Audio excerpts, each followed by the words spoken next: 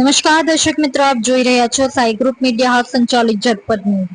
સુરતમાં પત્ની અને તેના પ્રેમીના ત્રાસથી 35 વર્ષીય યુવકે આપઘાત કર્યો હોવાની ઘટના સામે આવી હતી, જેમાં પોલીસે ગણતરીના કલાકોમાં યુવકને આપઘાત કરવા મજબૂર કરનાર તેની પત્ની અને તેના પ્રેમીની ધરપકડ કરી છે।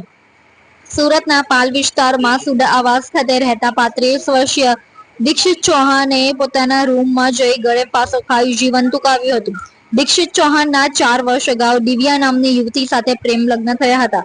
લગ્નના થોડા સમય બાદ યુવતી દિવ્યાને અન્ય કેવિન પટેલ નામના યુવક સાથે પ્રેમ થતા તે વારંવાર દીક્ષિતને છૂટાછેડા આપવા માટે દબાણ કરી રહી હતી।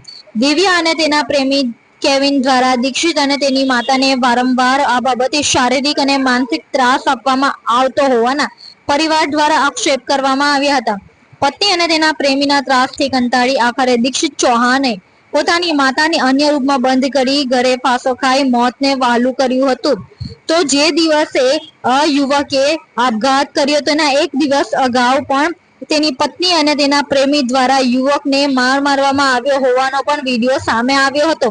આ ઘટનાને લઈ દીક્ષિતના બહેન દ્વારા દિવ્યા અને તેના પ્રેમી કેવિન વિરુદ્ધ ફરિયાદ નોંધાવવામાં આવી હતી।